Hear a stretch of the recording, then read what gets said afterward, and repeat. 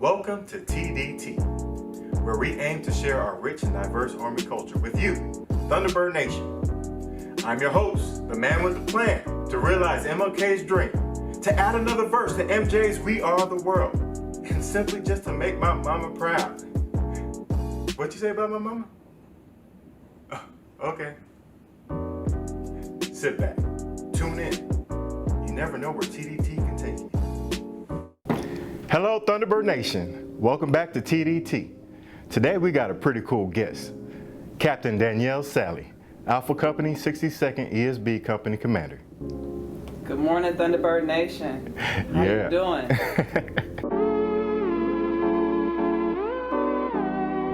Captain Salley, what's going on? Hello, Sir Andrews. How's it going? I'm pretty good, ma'am.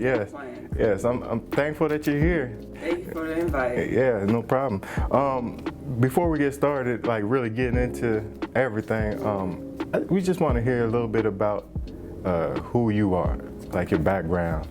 Okay, well, I am a native from Milwaukee, Wisconsin. I am the oldest of four. My mother is a retired police officer. My dad, who recently passed, he was an auto mechanic, self-employed. So whenever I had car issues, that was him. I attended University of Wisconsin-Madison back in 2004, 2009. I'm dating myself now. It's okay. On a full-ride scholarship for basketball. Did that for about, I played all 4 years, took a fifth to be a regular student. And then I played professional for a year in Germany before I came home about a year and enlisted into the Army in 2011 as a signal support specialist, 25 uniform. 25 uniforms. So you did all, circle back to signal. Wow. Okay. So you spent some years playing basketball in college, yeah. And then professional. Professional for a year. I won a championship that year in Germany, and then I knew I needed a career. And I used to want to be a police officer. My mom didn't want that to happen. I was like, okay, what's the next best thing? About 6 months later, I was in the Army. That's how they get you. As soon as you step into the office, like, you ready to go? Let's go. Raise that hand. Let's go. I haven't looked back since. Right. So what was it that really made you make that decision at that time?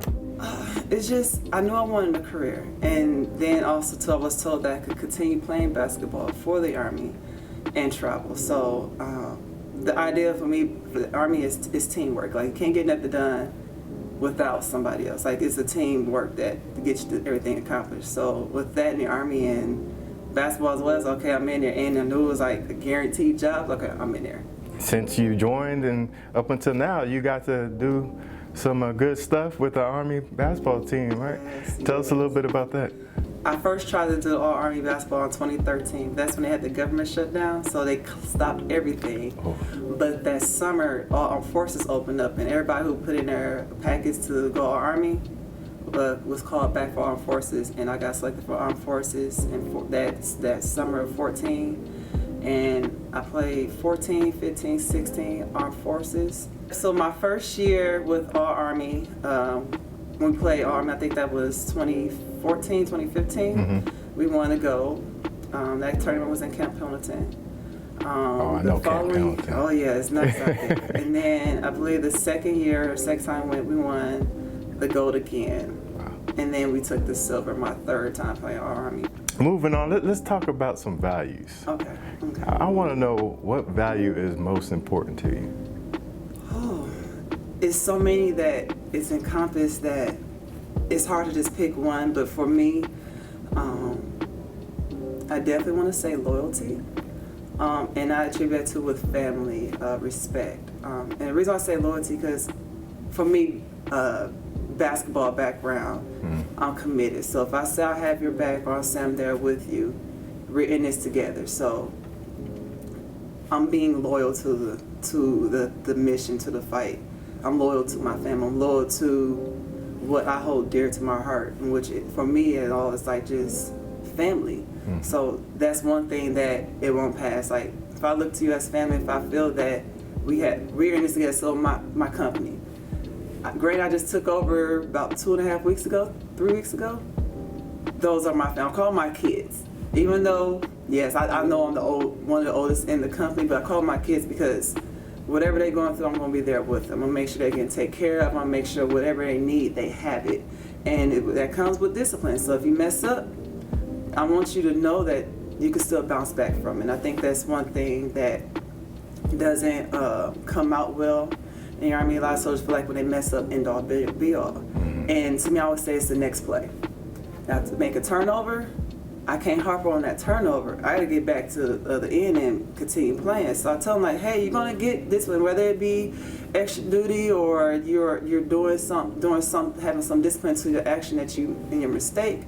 But you're going to learn from it. Just know I'm still here with you. As long as you continue to show me that you're willing to push through and learn from a mistake and continue to the next play, and then the next play, I'm going to continue to fight for you. So that's my loyalty to you. I feel that's my responsibility to you as a leader and as a parent.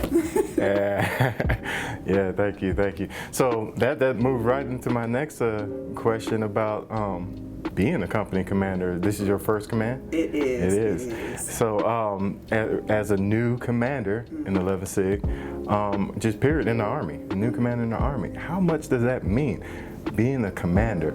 Not only being a commander, but a black female commander. It means a lot. Looking back through my career, for me coming in as a specialist to now, I never had a female commander. I never had, only had one female mass sergeant that was over me. And when I came in, I didn't know like the rank structure like that. I didn't know that there was a lot of females. So when I, in process, I remember seeing a female colonel when I was at Fort Bragg. And I was such a awe. I was so starstruck and like, there is female colonels. You see a lot of males, and it's not like I can't learn from males, but it's something about just the way the female carried herself and knowing like, okay, she could do it, I could do it. And I know it's not that much of us in the Army, and if it is a speckle, it may be, far in between where you may be able to serve under a female commander. So giving that opportunity to do so and being that positive role model to both male and female, it's honoring.